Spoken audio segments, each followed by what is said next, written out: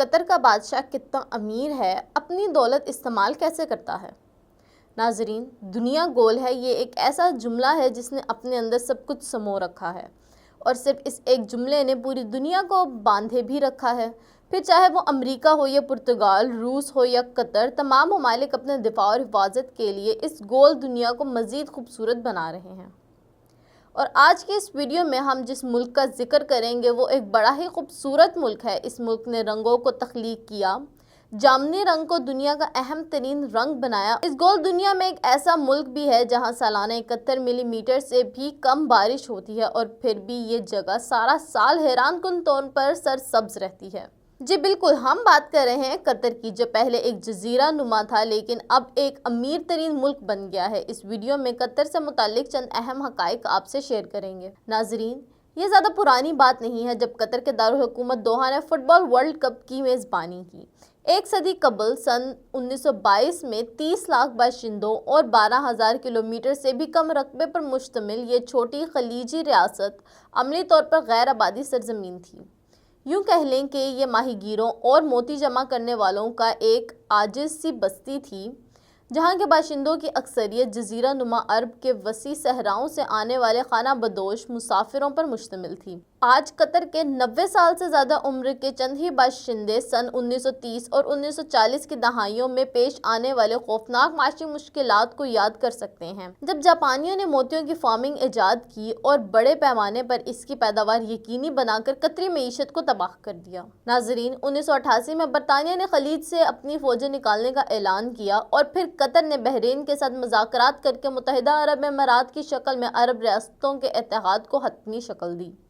3 ستمبر 1971 کو قطر ایک آزاد ریاست کی حیثیت سے وجود میں آیا، اور 1972 میں خلیفہ بن حماد الثانی نے اقتدار سنبھالا۔ 1990 میں جب عراق نے کویت پر قبضہ کیا تو قطر نے عالمی افواج کو اپنے علاقے میں آنے کی اجازت دی، اور کویت کو آزادی کے لیے مسلح افواج میں بھی حصہ لیا۔ معروف ٹی وی چینل الجزیرہ کا بھی 1996 میں قطر سے آغاز ہوا۔ 1999 میں قطر میں ہونے والے پہلے بلدیاتی انتخابات میں ملک میں جمہوری انتظام کی طرف بڑھنے کا آغاز ہوا۔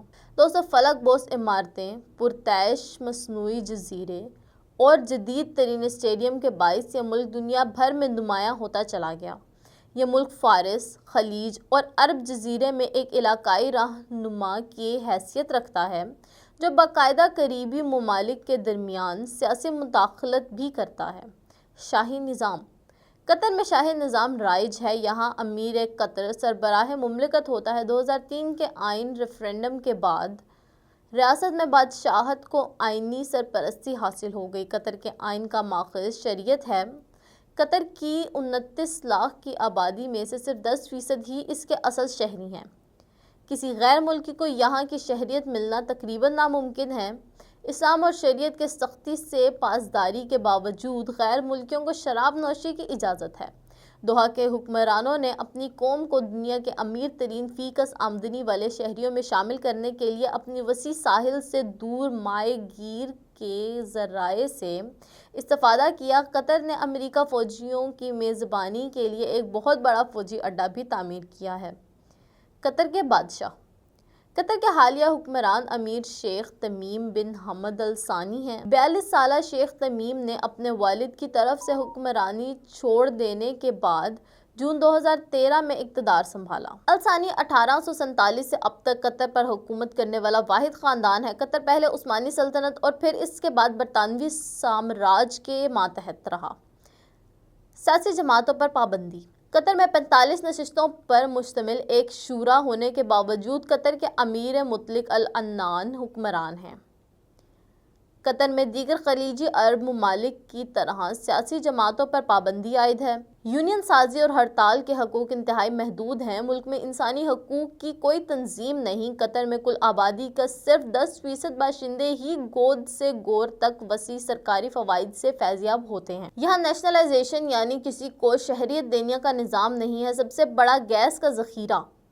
1971 میں ماہرین نے قطر میں شمال مشرق ساحل پر جب قدرتی گیس کے وسیع ذخائر کو دریافت کیا۔ روس اور ایران کے بعد عملی طور پر قطر کے پاس دنیا کا سب سے بڑا گیس کا ذخیرہ ہے۔ قطر ایک ایسا ملک ہے جہاں پانی تیل سے زیادہ مہنگا ہے۔ 21ویں صدی کی آمد کے ساتھ ہی قطر کی اقتصادی ترقی میں تیزی دیکھنے میں آئی۔ 2003 اور 2004 کے درمیان جی ڈی پی 3.7% کی شرح سے بڑھ کر 19.2% تک پہنچ گیا۔ 2 سال بعد 2006 میں معیشت میں 26.2% تک اضافہ ہوا۔